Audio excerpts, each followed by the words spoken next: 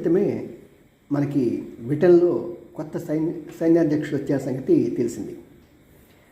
అతను వచ్చి రాగానే అన్న మొట్టమొదటి మాట ఏంటంటే, మనకి త్వరలో మనం ఒక ప్రపంచ యుద్ధంలో పాల్గొనబోవడానికి సిద్ధంగా ఉండాలి అని తన సైన్యాన్ని హెచ్చరించాడు. మీరంతా దానికి రెడీ అయి ఉండాలి.